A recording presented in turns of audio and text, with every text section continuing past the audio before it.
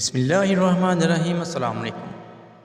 امام علی رضی اللہ تعالیٰ عنہ کی خدمت میں ایک مرد اپنی عورت کو لے کر حاضر ہوا اور کہنے لگا، یا علی، میں نے اپنی بیوی کو شادی کی رات باکرہ نہیں پایا، اب میں اس کو طلاق دینا چاہتا ہوں۔ بس جیسے ہی اس شخص نے یہ کہا، امام علی مقام رضی اللہ تعالیٰ عنہ نے فرمایا، اے شخص، ایسی عورت پر کوئی حد نہیں ہے جس کے لیے اس کا مرد کہے کہ میں نے اس کو باکرہ نہیں پایا۔ یاد رکھنا، اس عورت پر الزام لگا کر طلاق دینا، بدنام کرنا تمہاری قبر کے لیے سب سے بڑا عذاب ٹھہرے گا، کیونکہ اکثر ایسا بھی ہوتا ہے کہ کھیل کود کی وجہ سے لڑکیوں کا کنوارا پن ضائع ہو جاتا ہے اور یوں وہ باکرہ ہوتے ہوئے بھی باکرہ معلوم نہیں ہوتی۔ میں نے اللہ کے رسول صلی اللہ علیہ وآلہ وسلم سے سنا ہے کہ جو مرد اپنی بیوی کو شک کی ایک نگاہ سے دیکھتا ہے اور اس کے عیب زمانے کے سامنے ظاہر کرتا ہے تو اللہ ایسے مرد کو قیامت کے دن بدترین شکل میں اٹھائے گا اور یوں دنیا میں بھی اس پر لعنت برسے گی اور آخرت میں بھی اس پر عذاب ہوگا۔ حضرت ابو ذر رضی اللہ تعالیٰ عنہ بیان کرتے ہیں کہ حضور نبی اکرم صلی اللہ علیہ وآلہ وسلم نے اللہ سے یہ روایت کیا، اللہ تعالیٰ نے فرمایا، اے میرے بندو، میں نے اپنے اوپر ظلم کو حرام کیا ہے اور میں نے تمہارے درمیان بھی ظلم کو حرام کر دیا، لہٰذا تم ایک دوسرے پر ظلم نہ کرو۔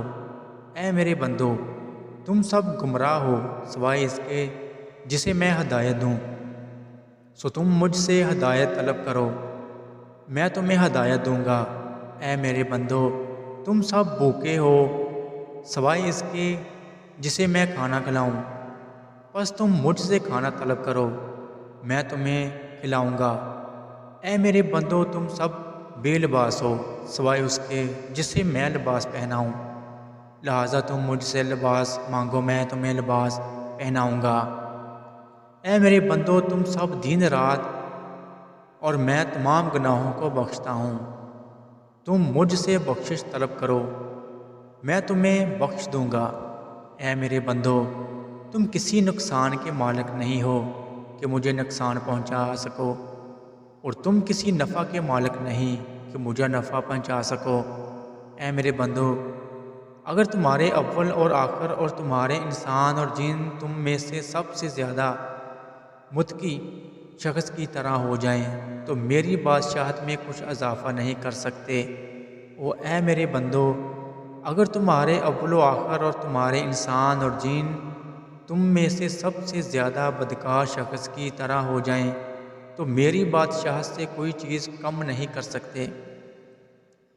اور اے میرے بندو، اگر تمہارے اول اور آخر اور تمہارے انسان اور جن کسی ایک جگہ کھڑے ہو کر مجھ سے سوال کریں اور میں ہر انسان کا سوال پورا کر دوں تو جو کچھ میرے پاس ہے اس سے صرف اتنا کم ہوگا جس طرح سوئی کو سمندر میں ڈال کر نکالنے سے اس میں کمی ہوتی ہے۔ اے میرے بندو، یہ تمہارے اعمال ہیں جنہیں میں تمہارے لیے جمع کر رہا ہوں، پھر میں تمہیں ان کی پوری جزا دوں گا۔ بس جو شخص خیر کو پائے وہ اللہ کی حمد کرے، اور جسے خیر کے سوا کوئی چیز مثلاً آفت یا مصیبت پہنچے وہ اپنے نفس کے سوا اور کسی کو ملامت نہ کرے۔ اللہ ہم سب کا حامی و ناصر ہو، آمین۔ اللہ حافظ۔